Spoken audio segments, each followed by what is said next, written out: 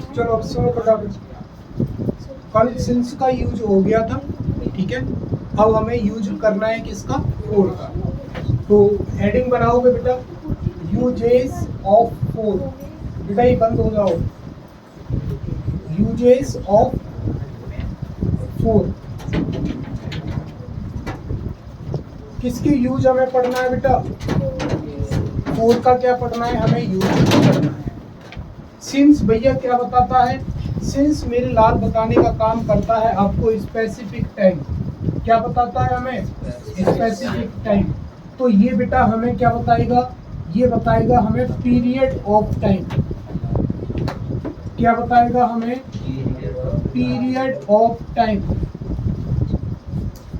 Period of time का मतलब क्या होगा, पीरियड ऑफ टाइम का मतलब क्या समझते हो मेरे भाई, ऐसा टाइम जिसे हम अपनी भाषा में बोलते हैं बेटा नॉट फिक्स्ड टाइम। क्या बोलेंगे हम, नॉट फिक्स्ड टाइम। उधर हमने क्या पढ़ा था सिंस के यूज में, कि सिंस हमें क्या बताता है, फिक्स्ड टाइम बताता है, स्पेसिफिक टाइम बताता है। और फोर हमें क्या बताता है बेटा, फोर हमें बताता है नॉट फिक्स्ड टाइम, या हमें ये बताता है पीरियड ऑफ टाइम। लेकिन बात तो ये है कि हमें तो समझ में ही नहीं आता कि नॉट फिक्स्ड टाइम कैसे पता करेंगे, पीरियड ऑफ टाइम हम कैसे पता करेंगे। तो इसके लिए कुछ बातें निकाल करके लाए हैं, वो बातें आपको ध्यान रखनी है। जिसमें पहला यूज बनाओगे आप इंडेफिनिट। क्या लिखना है पहला आपको, इंडेफिनिट। अब बेटा ये बात बंद करो, मुझे 1 घंटे में ये पूरा कराना है। Indefinite, indefinite duration. पहला आपको क्या जांचना है बेटा, इंडेफिनिट ड्यूरेशन। क्या जांचना है आपको, इंडेफिनिट ड्यूरेशन। कैसे पता चलाएंगे कि कोई चीज इंडेफिनिट ड्यूरेशन है कि नहीं है। जो मुझे फील होता है वो मैं आपको बता रहा हूँ। आपको कोई भी बेटा क्या दिया होगा बेटा, कोई टाइम यूनिट दी होगी, कोई भी न्यूमेरिकल वैल्यू नहीं। चलो मैं अभी समझाता हूँ, 2 मिनट। मैंने लिखा आपके लिए ईयर्स। आपने कहा मैं तेरा बरसों से इंतजार कर रहा हूँ। क्या कहते हैं हम उससे, बरसों से इंतजार कर रहा हूँ। तुमने पूछा कितने बरसों से कर रहा है भाई साहब, तो उसका कोई जवाब नहीं आया। लेकिन उसने क्या कहा कि मैं तेरा बरसों से क्या कर रहा हूँ, इंतजार कर रहा हूँ। उसने कहा कब से इंतजार कर रहे हो, घंटों से इंतजार कर रहा हूँ। सुना है कि नहीं सुना भैया, ये घंटों से इंतजार कर रहा हूँ भाई मैं तेरा यहाँ बैठ करके। तुमने पूछा कितने घंटे, तो घंटे तो गिन करके नहीं बता पाया, लेकिन वो सिर्फ तुमसे क्या कह सका कि घंटों से बैठ करके मैं तेरा क्या कर रहा हूँ, इंतजार कर रहा हूँ। भाई जरूरी थोड़ी कि यही टाइम हो, कुछ और भी तो कह सकता है तुमसे, ये भी तो कह सकता है बेटा महीनों से इंतजार कर रहा था।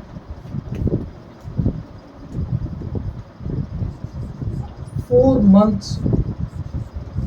कहते हैं ना कि इस चीज का तो मुझे बरसों से इंतजार था। कहते हैं कि नहीं कहते, इस मोमेंट के लिए तो मैं बरसों से तड़प रहा था। मतलब कितने बरसों से तड़प रहा था, इस बात की कोई डेफिनेशन उसके पास नहीं है। लेकिन उसे तड़पते तड़पते उस चीज के लिए क्या हो गए, काफी साल हो गए।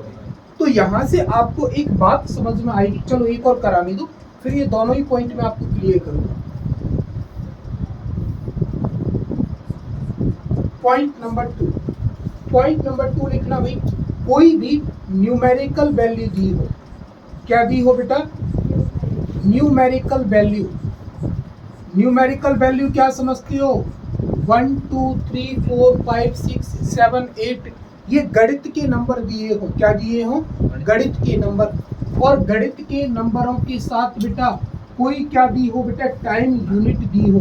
क्या दी हो, टाइम यूनिट, या आप क्या बोल सकते हो बेटा, टाइम वर्ड। मेरी बात समझना बेटा ध्यान से।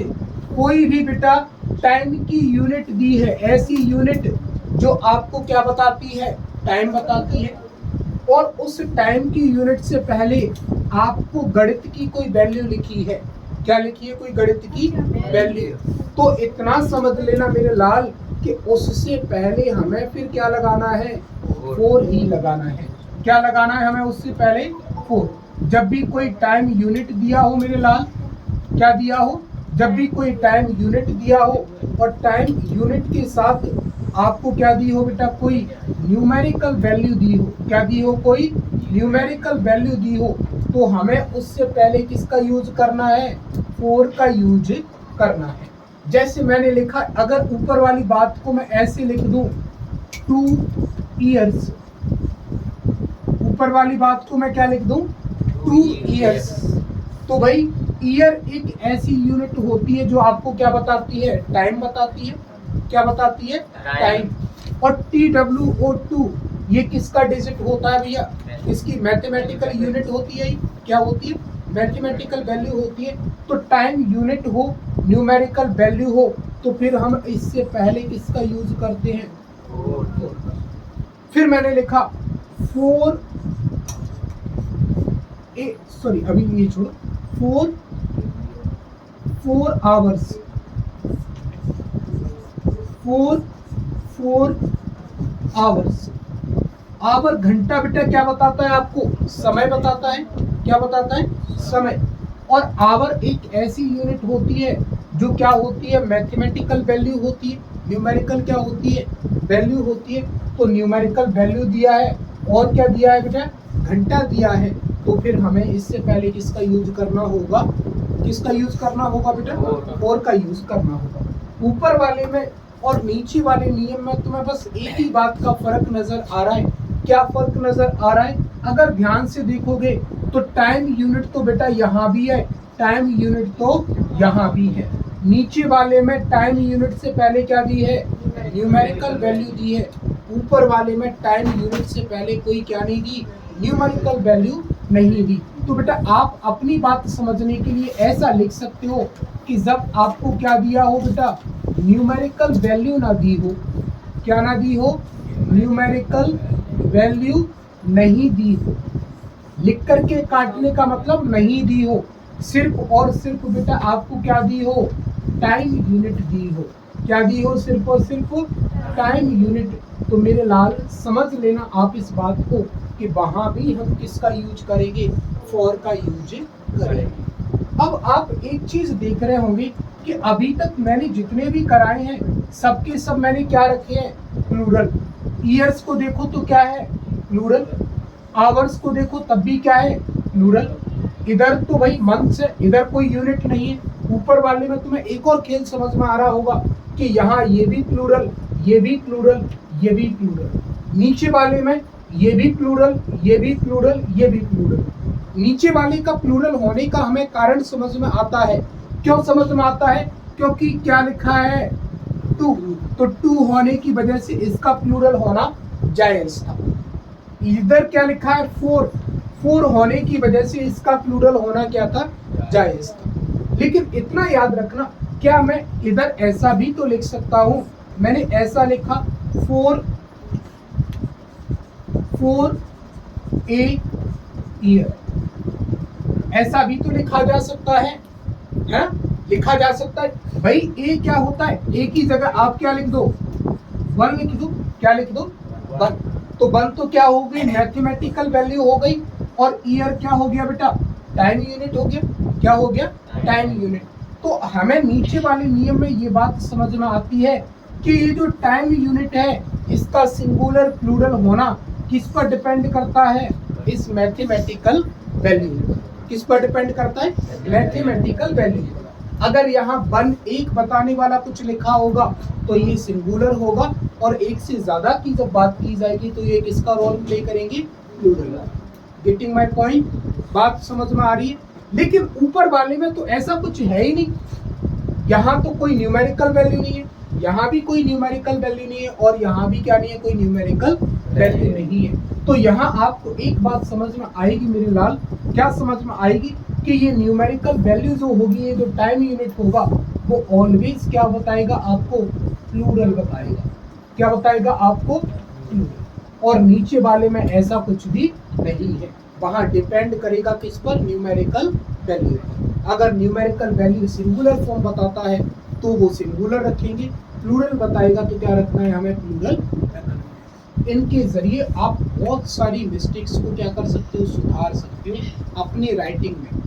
जो तुम टेंस लिखने, मैंने बहुत से बच्चों को टेंस करा दी, टेंस लगभग एंडिंग पर है हमारा, लेकिन तुम जब भी अभी भी लिख के जाते हो ना, तब भी तुम्हारी बहुत सारी गलतियां होती है। जैसे सबको पता है कि ही के साथ हम कभी भी क्या नहीं लिख सकते, आस्क नहीं लिख सकते, आ ही नहीं सकता किसी भी कंडीशन में।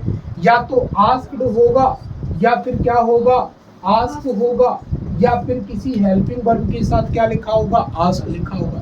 लेकिन खाली कभी भी क्या नहीं आएगा, आस्क नहीं आएगा। क्यों नहीं आएगा? क्योंकि अगर हेल्पिंग वर्ब नहीं लगी तो या तो प्रेजेंट इंडेफिनिट या फिर किसका, पास्ट इंडेफिनिट। पास्ट इंडेफिनिट में V2 होना चाहिए और प्रेजेंट इंडेफिनिट में सिंगुलर होने की वजह से क्या लगना चाहिए, एस या ईएस लगना चाहिए। और हम चतुर लोगों ने तो कुछ भी नहीं लगाया, हमने तो सीधा क्या लिख दिया, आस्क लिख दिया।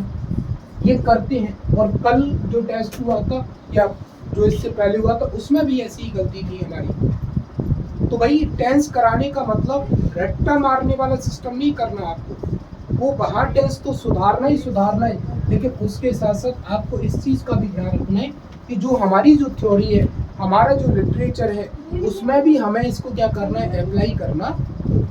तो भाई 4 के आपको 2 रूल समझ में आ गए, किसी को 2 रूल में कोई दिक्कत भाई? रूल नंबर 3, रूल नंबर 3 का लिखना है बेटा कैलकुलेटेड यूनिट। क्या लिखना है? Calculated unit of time. क्या लिखना है? Calculated unit of time. Calculated unit of time का मतलब क्या होता है? भाई पहले से टाइम की कुछ ऐसी यूनिट बना रखी है जिनकी अपने आप में जो नंबरिंग जो है, जो अमाउंट जो है, वो पहले से ही क्या है, फिक्स है। पहले से ही क्या है, फिक्स है। जैसे मैं तुमसे बात करूं बेटा, वीक क्या होता है बेटा, वीक होता है कि नहीं होता? वीक की वैल्यू फिक्स होती है कि नहीं होती? जैसे मैंने लिखा अ डिकेड, क्या लिखा मैंने, अ डिकेड। डिकेड का मतलब क्या होता है मेरे भाई? डिकेड का मतलब क्या होता है बेटा? 10 ईयर्स, 10 सालों को एक साथ क्या बोलते हैं बेटा, डिकेड बोलते हैं। तो ये वैल्यू पहले से क्या है, फिक्स है, इसीलिए हमने इससे पहले क्या लगा दिया। फिर मैंने लिखा बेटा फॉर अ वीक, एक सप्ताह। सप्ताह फिक्स है, कितने दिनों का होता है, 7 दिनों का। फिक्स है कि नहीं है? फिर मैंने लिखा बेटा for a year. Year fix है कि नहीं है? फिक्स है, या तो 365 होगा या 300 कितना होगा, 66 होगा। लीप ईयर में 366 होता है और नॉर्मल ईयर में कितना होता है, 365। तो ये फिक्स है कि नहीं है? फिक्स है ये वैल्यू भाई, पहले से ही क्या है, ये चीज़ें फिक्स है। और जब चीज़ें फिक्स होती हैं पहले से, तो फिर हम उनमें कुछ भी नहीं कर सकते। ये बातें आपको समझ में आई? 3 बातें आपको ध्यान में रखनी है, कैलकुलेटेड यूनिट ऑफ टाइम है ना, और दूसरा इंडेफिनिट टाइम। भाई न्यूमेरिकल वैल्यू दी हो तो आपको ध्यान रखना है 4 का यूज करना है। कोई न्यूमेरिकल वैल्यू ना दी हो, डायरेक्ट टाइम यूनिट को क्या बना करके दिया हो, प्लूरल बना करके दिया हो, तब भी हमें किसका यूज करना है, 4 का। टाइम यूनिट का प्लूरल फॉर्म होना, प्लूरल 4 का यूज करना है। टाइम यूनिट के साथ न्यूमेरिकल वैल्यू का दिया जाना, 4 का यूज। टाइम यूनिट किस में दी हो, कैलकुलेटेड फॉर्म में दी हो, किस में दी हो, कैलकुलेटेड फॉर्म में, तो फिर हम किसका यूज करते हैं बेटा, 4 का। आपने सुना होगा बेटा for a fourth night. Fourth night का मतलब क्या होता है बेटा, किस कृष्ण पक्ष शुक्ल पक्ष सुना है ना? तो वो फिक्स होता है कि नहीं होता? महीने में कितने पक्ष आते हैं, 2, एक 15 दिन का, फिर दूसरा 15 दिन का। 14 दिन के बाद अमावस्या आती है, क्या कुछ आता है मुझे तो इतनी नॉलेज नहीं है, लेकिन वो जो अमाउंट होता है वो क्या होता है, अपने आप में फिक्स होता है। 2 वीक को मिला दे, इसको मिला दे 2 वीक को, तो 2 वीक को मिलाने पर क्या बन जाता है, फोर्थ नाइट बन जाता है। क्या बन जाता है, फोर्थ नाइट। तो वो अपने आप में वैल्यू क्या होती है भाई, फिक्स होती है, पहले से क्या की गई होती है, वो कैलकुलेटेड होती है। तो हमें एक बात समझ में आती है कि कैलकुलेटेड वैल्यू से पहले हम किसका यूज करते हैं भाई, किसका यूज करते हैं हम, 4 का यूज करते हैं। कोई दिक्कत आपको? नहीं, कोई दिक्कत आपको यहाँ तक जो है मेरे अकॉर्डिंग नहीं होना चाहिए। चलो मैं कुछ बातें और लिखा रहा हूँ, वो आपको जो है ध्यान रखनी है, ठीक है। चलो बात क्या, मैं सीधा रूल ही लिखा देता हूँ, क्यों फालतू टाइम बर्बाद। चलो हमारे यहाँ ऐसा सिस्टम है भाई, हमें बताया जाता है कि लास्ट और सिंस से, लास्ट और नेक्स्ट से पहले हमें किसका यूज करना होता है, सिंस का यूज करना होता है। तो रूल लिखना भाई, एक तो मैंने लिखा आपके लिए बेटा लास्ट वीक, क्या लिखा, लास्ट वीक, और एक मैंने लिखा बेटा द लास्ट वीक।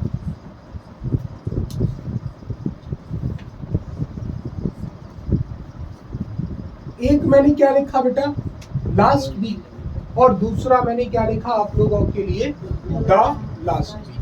पहला खाली लास्ट वीक, दूसरा मैंने क्या लिखा तुम्हारे लिए लास्ट। अब इसमें हमारे साथ क्या होगी, दिक्कत होगी, क्योंकि हम जो थ्योरी रट के गए हैं उसमें तो इसमें दोनों में ही क्या है, लास्ट है। अब बात मेरी समझ में ना, पहले मैं तुम्हें पहले वाले का मतलब लिखा रहा हूं, इसका हिंदी में मतलब लिखो। इस वीक की जगह पर कुछ और भी हो सकता है बेटा, ईयर हो सकता है ना, मंथ हो सकता है, डिकेड हो सकता है, कुछ भी हो सकता है। लेकिन मेरा जो बेसिकली समझाने का मतलब ये है कि इधर खाली क्या दिया है, लास्ट, और इधर खाली क्या दिया है, द लास्ट। तो इन दोनों का मतलब लिखना। ऊपर वाले का मतलब होता है बेटा जहां पिछला, जहां पिछला सप्ताह समाप्त हुआ, समाप्त हुआ वहीं से, जहां से लास्ट वीक आपका ओवर हुआ था ना, वहीं से क्या बताई जाए, आगे की बात बताई जाए। और इसका मतलब होता है बेटा आखिरी या अंतिम या पिछले। वीक में कितने दिन होते हैं बेटा, पिछले 7 दिनों से। इसका मतलब क्या होता है बेटा, पिछले 7 दिनों से। मैंने तुमसे कहा कोई लाइन बेटा यहां तक आई, कोई लाइन बेटा कहां से आई, यहां तक आई, और मैंने तुमसे क्या कहा कि यहीं से तुम क्या चलिए, आगे चलिए। तो तुम्हारे पास एक फिक्स जगह हुई कि नहीं हुई, हुई कि नहीं हुई, हुई ना भैया। हमें सर ये पॉइंट दिया गया था कि आपको इस पॉइंट से क्या बढ़ना है, आगे बढ़ना है, क्या बढ़ना है, इस पॉइंट से क्या बढ़ना है, आगे बढ़ना है। तो हमें पता है ना कि हमें यहां से चला गया है हमारा, और जब चला गया है तो हमें पता है एग्जैक्ट चीज, तो फिर उसे हम किस में रखते हैं, फिक्स में रखते हैं। इसीलिए बेटा याद रखना कि खाली अगर लास्ट लगा हो तो हम यूज किसका करेंगे बेटा, सिंस का। किसका यूज करोगे, सिंस का। इसका मतलब क्या होगा, पिछले 7 दिनों से हो गया हो, 7 दिन पूरे हो गए हो गया हो, 7वां दिन चल रहा हो।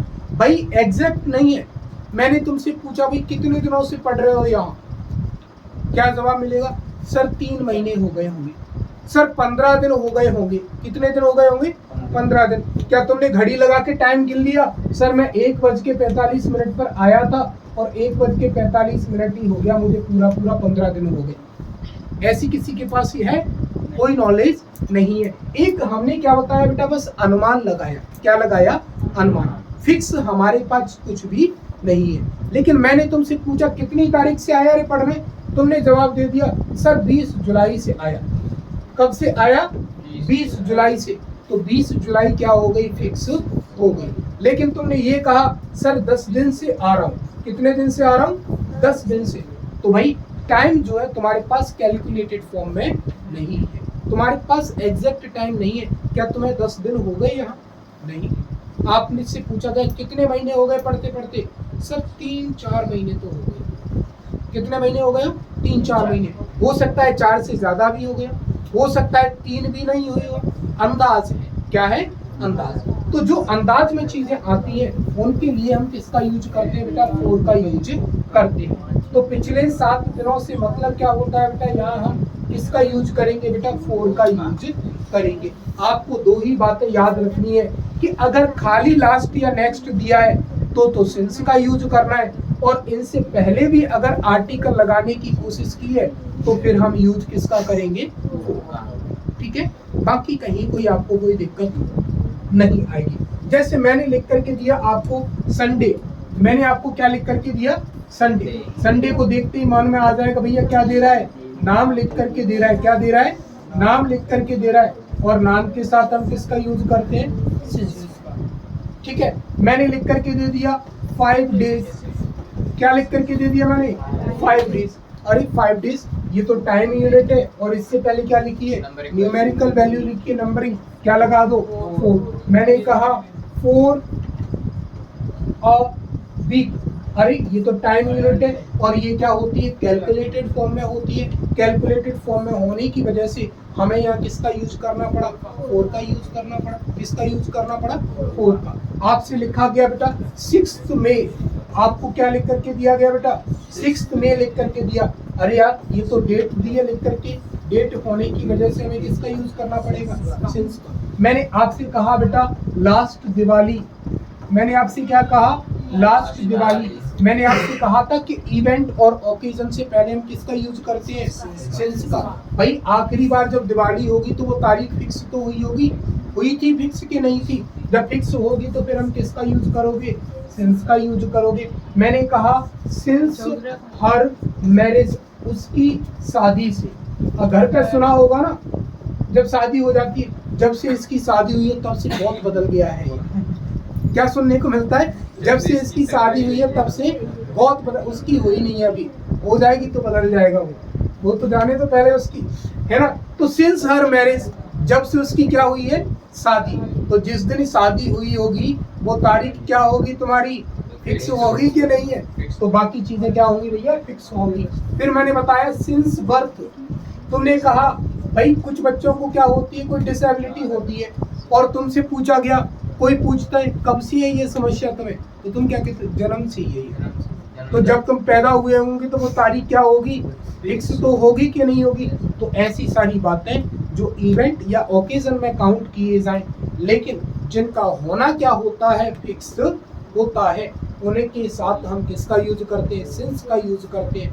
अदरवाइज सबके साथ क्या लगाते हैं हम बेटा, 4 का यूज करते हैं। ये कॉन्सेप्ट मैंने तुम्हें समझाया है। अगर खाली लास्ट लगा है तो ही सिंस लगाना है, लास्ट से पहले कुछ होशियारी करने की कोशिश की है तो सीधा सीधा क्या लगा दोगे, दा लगा दो, ठीक है।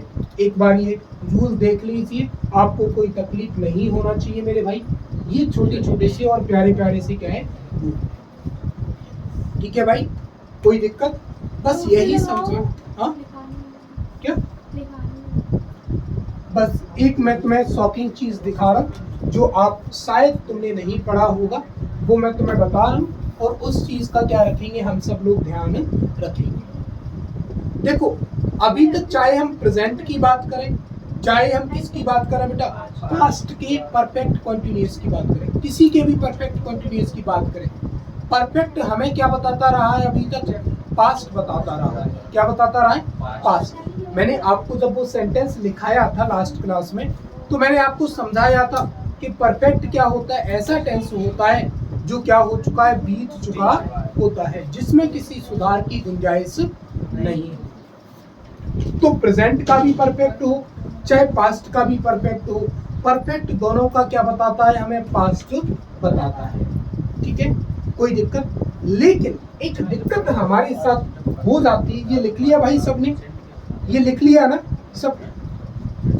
अब मेरी बात समझना बेटा, जो हम सिंस 4 का जो यूज अभी तक हमने किया ना बेटा, सिंस और 4 का जो हमने अभी तक यूज किया बेटा, वो हमने किस किस में किया बेटा, प्रेजेंट और पास्ट। किस किस में किया बेटा, प्रेजेंट और पास्ट। पास्ट टेंस में भी यूज किया हमने इसका, और किस में यूज किया बेटा, प्रेजेंट में भी। दोनों में ही हमने इसका क्या किया है बेटा, यूज किया है या होता है, जो भी आपको मानना है आप मान सकते हैं। लेकिन बेटा जब बात किसकी आती है, फ्यूचर टेंस की आती है, किसकी आती है, फ्यूचर टेंस की आती है, तो फिर हमारे साथ समस्या निकल करके आती है। और वो समस्या ये निकल करके आती है कि फ्यूचर में बेटा हम सिंस फोर का यूज नहीं करेंगे। और अभी तक तो हम जन्मजात से क्या पढ़ते आ रहे हैं, सिंस फोर परफेक्ट कंटिन्यूअस मतलब क्या लगाते हैं, सिंस फोर, क्या लगाते हैं, सिंस फोर। लेकिन अब ऐसा मेरे लाल बिल्कुल भी नहीं है बेटा। हम क्या करते हैं, इस सिंस की जगह हम फ्यूचर में किसका यूज करते हैं, फ्रॉम का। किसका यूज करते हैं, फ्रॉम का। फोर को फोर रहने देते हैं, फोर से हमें कोई तकलीफ नहीं होती। और ये हम यूज किस में करेंगे बेटा, फ्यूचर टेंस। आपको कोई तकलीफ नहीं होना चाहिए। बस इतना याद रखना कि फ्यूचर में सिंस का काम कौन करता है, फोर करता है। कौन करता है, सिंस का काम कौन करेगा, फ्रॉम करेगा। कौन करेगा, फ्रॉम। फोर अपने आप में ही क्या होता है, अनिश्चित होता है। फोर अपने आप में ही क्या होता है, अनिश्चित। जो निश्चितता बता दे, जो डिफाइनाइट कर दे चीजों को, वो पास्ट की चीजें ही डिफाइनाइट हो सकती थी। लेकिन अब हमें कहाँ जाना है, फ्यूचर जाना है। और फ्यूचर में आप पास्ट का यूज करोगे क्यों, आप फ्यूचर में पास्ट का यूज करोगे ही क्यों। तो इसीलिए पास्ट के यूज से बचने के लिए हमें यहाँ किसका यूज करना पड़ता है बेटा, फ्रॉम का यूज करना पड़ता है। कोई तकलीफ किसी भाई को नहीं, कुछ नया सीखने को मिला। अभी तक आप सिंस फोर पढ़ते आए थे, क्या आपने फ्रॉम फोर पढ़ा है, पढ़ा था कभी नहीं। तो ये एक नई जानकारी आप सबके लिए, जिसे हम सब लोग बहुत अच्छे से याद रखेंगे कि फ्यूचर में सिंस का काम कौन करता है, फ्यूचर में सिंस का काम कौन करेगा, कोई समस्या आप लोगों को नहीं। ठीक है, अब मैं बस कुछ एग्जाम्पल लिखा रहा हूँ और उनको अपन को क्या करना है, तार तार करना है। पहला टेंस बनाओ बेटा, प्रेजेंट परफेक्ट कंटिन्यूअस। पहला क्या बनाना है बेटा, प्रेजेंट परफेक्ट कंटिन्यूअस।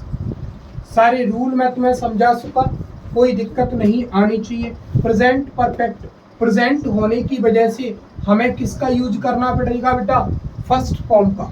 किसका यूज करना पड़ेगा, फर्स्ट फॉर्म। फर्स्ट फॉर्म किसमें, हेल्पिंग वर्ब में। लेकिन नाम के साथ क्या लगा है, परफेक्ट। तो परफेक्ट की हेल्पिंग वर्ब किससे बनाते हो, हैव से। हैव के फर्स्ट फॉर्म क्या होती है, हैज और हैव। क्या होती है बेटा, हैज या हैव। भाई परफेक्ट है, परफेक्ट होने की वजह से हमें वर्ब के थर्ड फॉर्म का यूज करना पड़ता है। और वर्ब यहाँ थर्ड फॉर्म क्या होती है, बीन। क्या होती है, बीन। इसे हेल्पिंग वर्ब समझने की गलती मत कर देना। कॉन्टिन्यूअस होने की वजह से हमें क्या लगाना पड़ेगा बेटा, वर्ब का आईएनजी फॉर्म। क्या लगाना पड़ेगा हमें, वर्ब का आईएनजी फॉर्म। और बेटा बाकी चीजें लिखने के बाद लास्ट में आपको क्या लगाना पड़ेगा बेटा, सिंस या क्या लगाना पड़ेगा, फोर लगाना पड़ेगा। और इनके साथ किसका लिखा जाना जरूरी है, टाइम का लिखा जाना जरूरी है। कोई तकलीफ किसी भाई को, चलो मैं शॉर्ट में ही समझाऊंगा, ज्यादा डिटेल घुसेड़ने की जरूरत नहीं है। मैंने लिखा, चलो मैंने लिखा, Betu has been, Betu has been, Betu has been studying, Betu has been studying fill in the blanks 2 hours। भाई क्या लगाओगे, सिंस या फोर या फ्रॉम, क्या लगेगा बेटा, क्या लगेगा। दीदी का कहना है कि यहाँ पर क्या लगेगा, सिंस। क्यों लगेगा दीदी सिंस, क्यों लगेगा,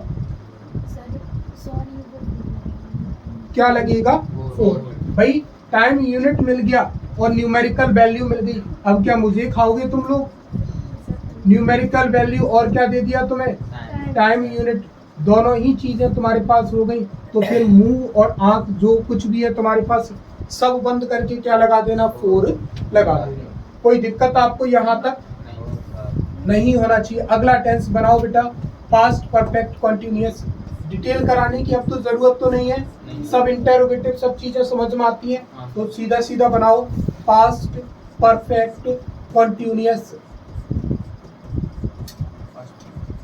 पास्ट परफेक्ट कंटिन्यूअस, पास्ट होने की वजह से वर्ब का कौन सा फॉर्म लगता है लालाओ, सेकंड फॉर्म हेल्पिंग वर्ब के रूप में, किसमें? हेल्पिंग वर्ब के रूप में। अब पास्ट है, पास्ट का क्या बनाना है बेटा? परफेक्ट। परफेक्ट के लिए कौन सी हेल्पिंग वर्ब यूज करते हैं? हैव। और हैव का सेकंड फॉर्म क्या होता है बेटा? हैड। क्या होता है? हैड। बेटा परफेक्ट है, परफेक्ट होने की वजह से हमें वर्ब का क्या लगाना पड़ा? थर्ड फॉर्म लगाना पड़ा। क्या लगाना पड़ा? Third form. और थर्ड फॉर्म के रूप में हम किसका यूज करते हैं बेटा? बीन। बीन हेल्पिंग वर्ब है कि मैन वर्ब है? क्या है ये? Man verb. हेल्पिंग वर्ब समझने की इसको गलती नहीं कर देना। जो भी छेड़खानी कर सकते हो आप, वो सिर्फ किसके साथ कर सकते हो? हेड के साथ। इंटेरोगेटिव बनाओगे तो आगे ले जाओ, नॉट जो तुम्हें करना है किसके साथ कर सकते हो? हेड के साथ। इसकी तरफ आंख उठाकर भी मत देख लेना, नहीं तो तुम्हारी क्या निकाल ली जाएगी? आंख निकाल ली जाएगी। ठीक है। और इसके साथ फिर भाई कॉन्टिन्यूअस होने की वजह से किसका यूज करेंगे हम? वर्ब के आईएनजी फॉर्म। समझ रहे हो मेरी बात? भाई परफेक्ट कॉन्टिन्यूअस दे रहा है, इसीलिए भैया किस में चल रहे हैं? पास्ट में चल रहे हैं। पास्ट में सिंस फोर का यूज करने की हमें आजादी होती है, तो सिंस फोर लगा देंगे और साथ में क्या लगाएंगे बेटा? टाइम लगाएंगे। कहो तो इसी को बना दूं बेटा पास्ट परफेक्ट में? हाँ, पास्ट परफेक्ट में इसी को बना दूं, कोई दिक्कत तो नहीं होनी चाहिए। बेटू को बेटू लिखा, और बेटा हैज की जगह पर सिर्फ क्या करना है? हैड। बीन तो अपने आप में V3 है, स्टडिंग का भी आईएनजी फॉर्म अपने आप ही लगेगा, हमें कोई तकलीफ नहीं होनी चाहिए। देखो यहाँ फोर का यूज दे रहा है, मैं यहाँ तुम्हें क्या करा देता हूँ बेटा? सिंस का यूज करा देता हूँ। क्या करा देता हूँ? सिंस। मैंने लिखा सिंस 4 o'clock। अब मैं तुम्हें ये बताना भूल गया बेटा, जब आप सिंस का यूज लिखो ना, तो मैंने जो फिक्स चीजें लिखाई है वहां ये भी लिख लेना 4 बजे से। जब भी हम घड़ी के अकॉर्डिंग टाइम बताएं, किसके अकॉर्डिंग टाइम बताएं? घड़ी के अकॉर्डिंग जब हम टाइम बताते हैं तो वो समय क्या माना जाता है? फिक्स माना जाता है। ये लिखा नहीं है मैंने, जो लास्ट निकला है। जब भी आप ये बात करोगे ना कि 4 बजे से पढ़ रहा है, तो 4 बजे आपको तुरंत घड़ी देखनी है। अभी जो रीसेंट पास्ट निकला है, रीसेंट 4 बजे है, उनकी हम क्या करेंगे? बात करेंगे। अगर क्लॉक में दिया होता है टाइम, तो या तो AM PM लिखा होना चाहिए। अगर AM PM, अगर मान लीजिए उसने लिख दिया 4 AM, तो सुबह के 4 बजे से, 4 PM लिख दिया तो शाम के 4 बजे से। लेकिन उसने खाली क्या लिख दिया बेटा? ओ क्लॉक लिख दिया। ओ क्लॉक का मतलब ये है कि आप जब भी वो बात की जा रही है उस समय देखो, घड़ी के अकॉर्डिंग टाइम देखो, और जो रिसेंट 4 बजे हैं, अभी शाम के 4 बजे है तो शाम के 4 बजे की बात हो रही है, सुबह के 4 बजे की बात हो रही है तो सुबह के 4 बजे। Getting my point? बात आपको समझ में आ रही है? ओ क्लॉक घड़ी के अकॉर्डिंग डिसाइड होगा, और AM PM खुद अपने आप को ही क्या कर देंगे? डिफाइन कर देंगे। कोई भी लग जाएगा क्या बेटा? प्रेजेंट में भी लग जाएगा बेटा, उससे कोई तकलीफ हमको नहीं है। ठीक है, कोई दिक्कत नहीं है। कोई दिक्कत है यहाँ तक? अगला टेंस और लास्ट टेंस जो कि आपको उतारना है, future perfect continuous. Future perfect continuous.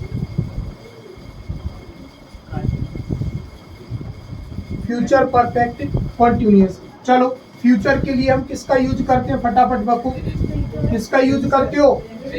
Bill और सेल का। किसका यूज करते हो? बिल और सेल का। और बिल सेल के साथ क्या लगता है बेटा? Root form. क्या लगता है? Root form. रूट फॉर्म किसका लगेगा बेटा? परफेक्ट का। किसका लगेगा? परफेक्ट। तो परफेक्ट के लिए हम क्या यूज कर रहे थे? हैव। क्या यूज कर रहे थे? हैव। और हैव का रूट फॉर्म क्या होता है बेटा? हैव होता है। तो ये हैव तो किसके अकॉर्डिंग आया लाला? बिल सेल के अकॉर्डिंग। किसके अकॉर्डिंग आया? बिल सेल के अकॉर्डिंग। लेकिन टेंस किसमें दे रहा है? परफेक्ट में। परफेक्ट में होने की वजह से वर्ब का क्या लगेगा? Third form. क्या लगेगा? बी। अब ये बेटा हेल्पिंग वर्ब है, हैव की मेन वर्ब है? हैव क्या है? हेल्पिंग वर्ब की मेन वर्ब? Main verb. और मेन वर्ब का ये कौन सा फॉर्म है बेटा? Root form. फर्स्ट फॉर्म मत रट जाना इसको, नहीं तो खटिया खड़ी कर दूंगा तुम्हारी में। ये फर्स्ट फॉर्म नहीं है, ये क्या है, रूट फॉर्म। और रूट फॉर्म ही हमने क्यों लिखा, क्योंकि ये दोनों क्या है बेटा, मॉडल वर्ब। ये दोनों क्या है, मॉडल वर्ब। और हम सब पढ़ते हैं कि मॉडल वर्ब के साथ फर्स्ट फॉर्म नहीं, क्या लगता है, रूट फॉर्म। क्या लगता है, रूट फॉर्म। और परफेक्ट का होने की वजह से हमने यहाँ क्या लगा दिया, बीन। लेकिन साथ में क्या दे रहा है, कॉन्टिन्यूअस। क्या दे रहा है, कॉन्टिन्यूअस। और कॉन्टिन्यूअस होने की वजह से क्या लगाना पड़ेगा, वर्ब का आईएनजी फॉर्म। और साथ में क्या दे रहा है बेटा, टाइम। यानी परफेक्ट कॉन्टिन्यूअस की बात हो रही है। किसकी बात हो रही है लाला, परफेक्ट कॉन्टिन्यूअस की। परफेक्ट कॉन्टिन्यूअस में हमें टाइम तो बताना ही पड़ेगा।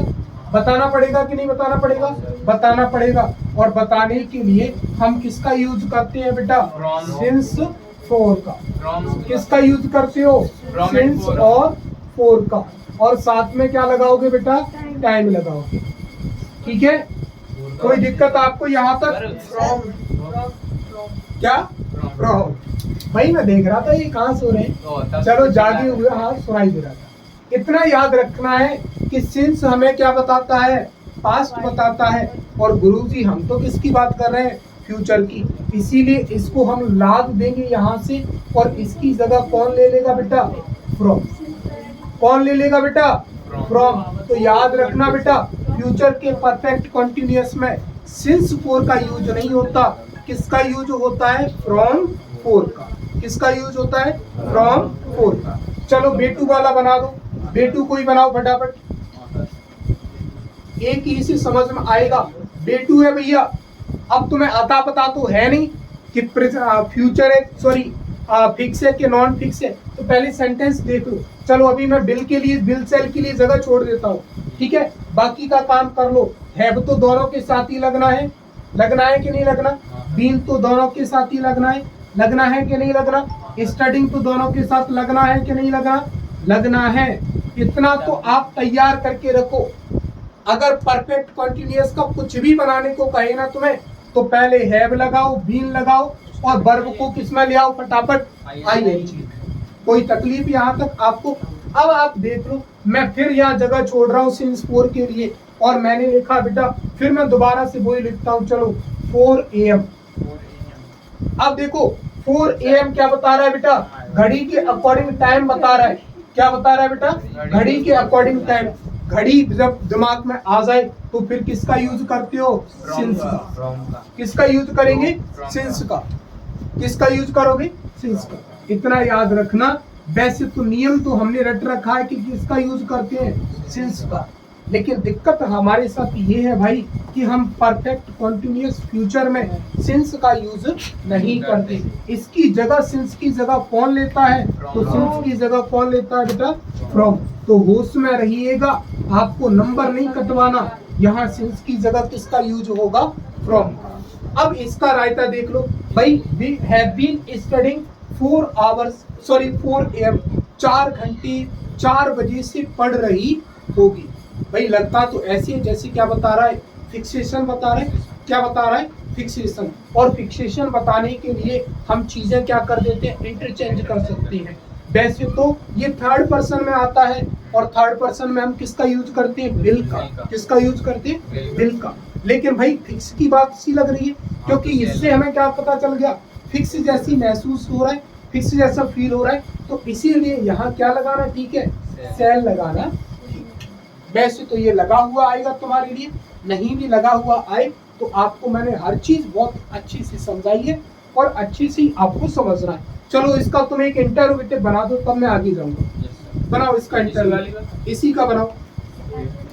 हाँ इंटरोगेटिव बनाओ फटाफट। हाँ क्लोज एंडेड जिसे हम बोलते हैं जी। क्या बनाओगे इसका, क्लोज एंडेड।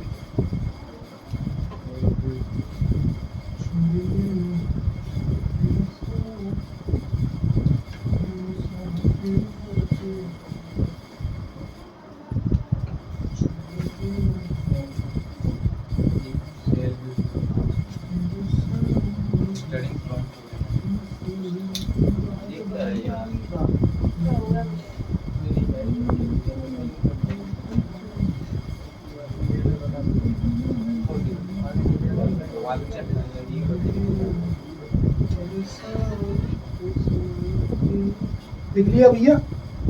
हाँ, कोई दिक्कत आपको नहीं होना चाहिए। चलो इसका बनवा दो। तो भाई इंटरोगेटिव बनाने के लिए क्या करते हो? हेल्पिंग वर्ब आगे लेकर क्या हो? हेल्पिंग वर्ब क्या है इसमें? सेल। खाली सेल है और कुछ नहीं है, तो सेल को आगे भेजो तो क्या हो जाएगा? Shall Betu have been studying from 4 PM। कोई तकलीफ आपको? चलो ऊपर वाले का नेगेटिव और बनाओ फटाफट। हाँ, क्वेश्चन मार्क। ये बात मेरे हीरो, हमने तो लगाया। अब लग रहा है कि तुम पढ़ रहे हो ढंग से। चलो इसका इंटर नेगेटिव बनाओ फटाफट। नेगेटिव बनाने के लिए क्या करते हो? नोट कहाँ लगाऊंगा? अपने सिर पर। तो मेन वर्ब से पहले ऊपर वाली सेंटेंस में मेन वर्ब क्या है? मेन वर्ब क्या है? हैव। क्या है? हैव। कि बीन कि स्टडिंग क्या है? Main verb have. क्या है? हैव। अगर कोई घोंचू आज से ये कहे ना तुमसे कि विल हैव हेल्पिंग वर्ब होती है, तो उससे कह देना कि टेंस लक्षण से पढ़ो। तो क्या कहो? टेंस क्या पढ़ो? लक्षण से पढ़ो। हैव यहाँ क्या नहीं है? हेल्पिंग वर्ब नहीं है। क्या नहीं है? ये हेल्पिंग वर्ब नहीं है। ये क्या है बेटा? Main verb. और इसीलिए ऊपर वाले के अकॉर्डिंग अगर हम नेगेटिव बनाते हैं तो क्या लिखोगे बेटा आप इसको? Betu shall have not been studying for 2 hours। यही होगा फ्रॉम 4 AM। सही है। सही है? कोई दिक्कत यहाँ? चलो एक क्वेश्चन मार्क नहीं चलो क्वेश्चन मार्क लगेगा भी। ठीक है, कोई दिक्कत? कोई दिक्कत है क्या इसमें? पहले आएगी तो नोट पहले आएगी। क्योंकि क्या है? नॉट कहाँ आएगा लाला? पहले आएगा। कहाँ आएगा? पहले। ये हेल्पिंग वर्ब नहीं है। ये क्या नहीं है? हेल्पिंग वर्ब नहीं है। हैव क्या है? Main verb. और इसीलिए हमें पता है कि हेल्पिंग वर्ब से पहले, हेल्पिंग मेन वर्ब के बाद नहीं, मेन वर्ब से कहाँ लगाइए? पहले आप क्या लगाइए? हेल्पिंग वर्ब लगाइए। तो यहाँ जो है भाई आपके टेंस जो है वो पूरे हो जाते हैं। आप पर कोई कष्ट नहीं पड़ने चाहिए मेरी तरफ से। अब मैं आपको लास्ट ईयर के कुछ PYQ दिखा देता हूँ। PYQ की क्या दिखा देता हूँ? कुछ झलक दिखा देता हूँ कि हमने जो पढ़ा है क्या उसमें से आता भी है कुछ या नहीं आता। कहीं मैं अपनी बड़ी बड़ी सीखी वैसी तो नहीं मार रहा। चलो कोई दिक्कत यहाँ तक? चलो आगे चलो। अब मैं आपको कराता हूँ बेटा PYQ। क्या करा रहा हूँ आपको? PYQ। PYQ का मतलब क्या होगा? Previous year questions. मतलब ऐसे क्वेश्चन मैं करा रहा हूँ जो लास्ट एग्जाम्स में आपसे कहां से पूछे गए हैं? टेंस से पूछे गए हैं। चलो तो पहला लिखिए मेरे भाई, पहला PYQ लिखो। दे डिड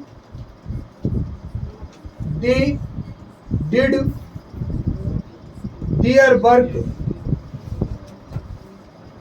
मैंने क्या लिखा? They did their work. और ये साथ में ही लिख रहा है बेटा, इसका आपको क्या बनाना है? नेगेटिव बनाना है। क्या बनाना है? नेगेटिव। ये कौन से पेपर में आया है बेटा? 2022। कब आया था बेटा ये? 2022। दूसरा लिख रहा हूं बेटा, दूसरा है my mother is cooking food. My mother is cooking food. और इन्होंने कह रखा है आपसे कि इस फलाने सेंटेंस को आप किस में बना दीजिए? इंटरोगेटिव में क्या कर दीजिए? बना दीजिए। बना सकेंगे आप? हाँ, 2022 के पेपर में आए थे ये दोनों।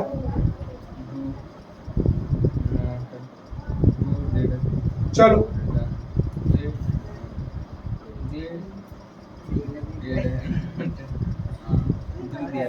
एक और लिख रहा हूं। I have been here I have been here, fill in the blanks, Monday. क्या हो गया बेटा? मंडे। और इसमें आपको यूज करना है बेटा सिंस का, फॉर का या टू का। करिए बेटा। 2022 के पेपर में टेंस से आपसे कितने सवाल पूछे गए? 3 क्वेश्चन पूछे गए हैं। ये मेरे नहीं है बेटा, ये मैंने अपने घर नहीं बनाए हैं। ये वो क्वेश्चन है जो क्लास 10th एमपी बोर्ड 2022 के पेपर में ये तीनों क्वेश्चन आपसे पूछे गए हैं, तीनों पूछे गए हैं। और मेरा आप इस बात पर भरोसा करना, अगर आपने PYQ लगा लिए ना ढंग से, तो एक सिंगल क्वेश्चन बाहर से नहीं आएगा। आपको ये क्या है? तो तेरे बुद्धि से नहीं सर, वो आप तो ज्यादा होंगे ना तभी तो बात। तो मैं सारे पेपर्स के कराऊंगा तुझे, सारे पेपर्स के, ठीक है। 2009 से लेकर के 24 तक जितने PYQ आए हैं टेंस से, सारे कहाँ कराऊंगा? तो मैं यही कराऊंगा। नेगेटिव बनाना है। नेगेटिव बनाने का मतलब क्या समझ में आया? कि आपको पहले तो टेंस पहचानो, जिस टेंस में दे रहा है उसी का क्या बनाओ आप? नेगेटिव। हमने अपने सारे फंडे यूज किए। हमें डिड क्या लगा बेटा? सर ये तो हेल्पिंग वर्ब होता है। ये तो क्या होता है? हेल्पिंग। किसका हेल्पिंग वर्ब होता है? Past indefinite. मैं आपकी ये बात मानने को तैयार हूं। डिड क्या होता है बेटा? Helping verb. लेकिन जरा एक नजर ये मारो मेरे भाई कि हेल्पिंग वर्ब के बाद क्या आपको मैन वर्ब दिख रहा है? क्या आपको मैन वर्ब दिख रहा है? भाई देयर तो कोई मैन वर्ब नहीं होता, वर्क तो कोई man verb, work man verb हो सकता है, लेकिन यहाँ ये मैन वर्ब नहीं है। ऐसा नहीं है कि मैन वर्ब आप हेल्पिंग वर्ब के 4-5 वर्ड बाद ढूंढोगे। मैन वर्ब आपको हेल्पिंग वर्ब के तुरंत बाद चाहिए। ज्यादा से ज्यादा नोट लगा हो सकता है। क्या लगा हो सकता है? ज्यादा से ज्यादा नोट। तो नोट नहीं है यार, यहाँ देयर लिखा है और देयर तो कोई मैन वर्ब नहीं है। अब हम फंस गए, क्योंकि हमने तो ये पढ़ रखा है कि बिना मैन वर्ब का क्या नहीं होता? टेंस नहीं होता। फिर ये बिना मैन वर्ब का कैसे हो गया टेंस? तो याद रखना, मैंने आपको पूर्ण होश में रह करके ये बातें बताई हैं कि हमारे पास 3 बेटा मैन वर्ब होती हैं। डू, डू का पहला फॉर्म डू या डज, इसका सेकंड फॉर्म डिड, और इसका थर्ड फॉर्म क्या होता है बेटा? डन। मेरी इस बात को कंठस्थ याद कर लेना बेटा कि जब कभी भी आपको ऐसा फील हो कि दिए गए टेंस में हेल्पिंग वर्ब है लेकिन मैन वर्ब नहीं है, तो वो हेल्पिंग वर्ब नहीं, वो अपने आप में क्या है? मैन है। और डिड जब आप देखोगे तो ये वर्ब का कौन सा फॉर्म है बेटा? Second form. और हमें पता है बेटा सेकंड फॉर्म कहाँ लगता है? पास्ट इंडेफिनिट के अफर्मेटिव। और ये पास्ट इंडेफिनिट का क्या है? अफर्मेटिव। अब हमें बनाना क्या है? नेगेटिव। तो नेगेटिव बनाने के लिए हमें 2 बातों का याद रखना है। देखो मैं आपको बातें समझाऊं यहाँ। एक तो बेटा बनाना होता है, हमें सेंटेंस चेंज करना होता है। क्या चेंज करना होता है? सेंटेंस। सेंटेंस होता है अफर्मेटिव, नेगेटिव, इंटेरोगेटिव और इंटेरोगेटिव नेगेटिव। ये बेटा हमसे चेंज किस में कराते हैं? स्ट्रक्चर में चेंज कराते हैं। किस में चेंज कराते हैं? स्ट्रक्चर। स्ट्रक्चर का मतलब होता है उसकी ढांचा, उसकी बनावट कैसी है, उसका रूप बदलने की क्या करना? कोशिश करना। क्या करना? उसकी रूप बदलने की क्या करना? कोशिश करना। लेकिन बेटा जब आपसे टेंस चेंज करने को कहा जाएगा, क्या करने को कहा जाएगा? टेंस चेंज करने को। तो टेंस में बेटा बस 2 ही चीजों में बदलाव होगा, हेल्पिंग वर्ब प्लस मैन। लेकिन ये पूरा का पूरा क्या बदलने की दम रखता है? पूरा का पूरा उसकी स्ट्रक्चर जो है क्या कर देता है? बदल देता है। अब हमने यहाँ देखा कि हमें क्या बनाना है? नेगेटिव। नेगेटिव क्या होता है? सेंटेंस होता है। और नेगेटिव सेंटेंस में हमें सबसे पहले क्या लिखने की जरूरत होती है? सब्जेक्ट। क्या लिखने की जरूरत होती है? सब्जेक्ट। तो इसका सब्जेक्ट क्या था बेटा? और नेगेटिव सेंटेंस में बेटा हेल्पिंग वर्ब का यूज होना कंपलसरी है। किसका यूज होना जरूरी है? कंपलसरी। तो हेल्पिंग वर्ब बेटा क्या लगेगी? किसका टेंस था ये? पास्ट इंडेफिनिट का। किसका था? मैं ये लिख देता हूँ अगर तुम पर कष्ट पड़े तो। किसका था ये? Past indefinite. पास्ट इंडेफिनिट की हेल्पिंग वर्ब क्या होती है? डिड। तो मैंने क्या लगाया बेटा? डिड। अब हेल्पिंग वर्ब के बाद क्या आता है बेटा?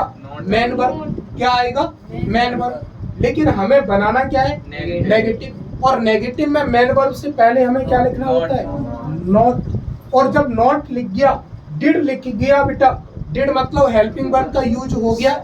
जब हेल्पिंग वर्ब का यूज हो गया तो इंडेफिनिट में वर्ब का कौन सा फॉर्म लगता है फर्स्ट फॉर्म। कौन सा फॉर्म लगता है फर्स्ट फॉर्म। और डिड का फर्स्ट फॉर्म क्या होता है बेटा डू। देयर का देयर बेटा, वर्क का, और क्या लगाना है हमें फुल स्टॉप। ज्यादातर बच्चे क्या करते हैं बेटा, उन्होंने ये हेल्पिंग वर्ब दिखा और इसके साथ क्या चिपका दिया नॉट चिपका दिया, उनका निगेटिव बन गया, जबकि उनको ये नहीं पता कि यहाँ मेन वर्ब कहाँ है। समझ रहे बात को, ठीक है, कोई दिक्कत आपको यहाँ तक। दूसरा क्या दिया बेटा, my mother is cooking food. क्या दिया है आपको, my mother is cooking food. इसका क्या बनाना है बेटा आपको इंटेरोगेटिव। इंटेरोगेटिव भी क्या होता है सेंटेंस होता है, मतलब जिस टेंस में दिया है उसी टेंस का क्या बनाना है इंटेरोगेटिव। इज दिया, इज क्या बताता है बेटा फर्स्ट फॉर्म होता है। क्या होता है is first form. First form हमें क्या बताता है प्रेजेंट, और आईएनजी लगा है क्या बताता है कॉन्टिन्यूअस।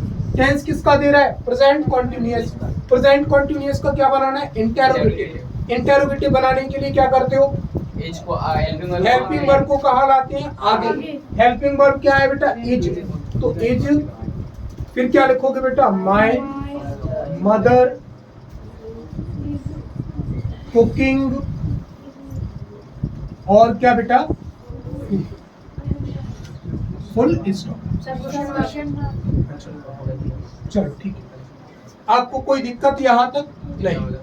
अगला सेंटेंस दिया बेटा I have been here. I have been here, fill in the blanks since Monday.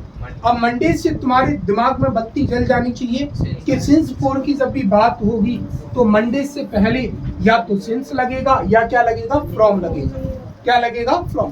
Future का होगा तो फ्रॉम, और प्रेजेंट या पास्ट का होगा तो फिर क्या लगाएंगे सिंस लगाएंगे।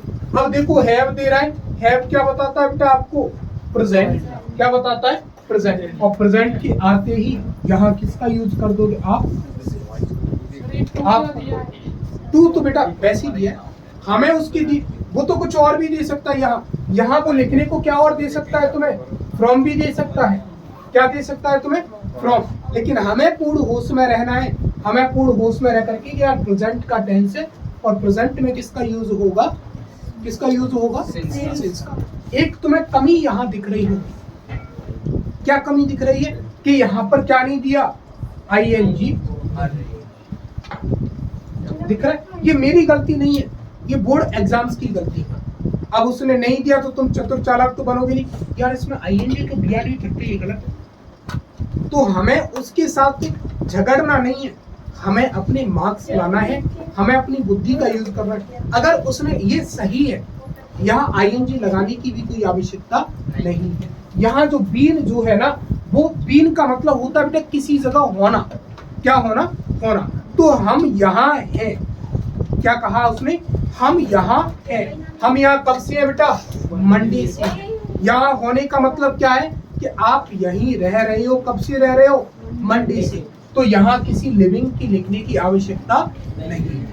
समझ रहे हो, इसीलिए ये सेंटेंस भी अपने आप में क्या है सही है। अब कुछ भोचू लोग इसी में क्या निकालेंगे गलती, जो गलती निकालनी थी वो मैंने तुम्हें बता दी। यहाँ वर्ब का क्या नहीं दिया आईएनजी फॉर्म नहीं दिया, और न देने का रीजन भी मैंने तुम्हें बता दिया, उसकी कोई आवश्यकता भी नहीं। तो ये समझना है। आज 3 बजे आपकी एक्टिव पैसिव वॉइस की क्लास है, उससे पहले 3 से 6 तो 3 घंटे की तो कम से कम रहेगी। आज एक्टिव पैसिव वॉइस एक क्लास में रिकॉर्ड करेंगे पूरा, और एक ही क्लास में पूरा धुआं उतारना है।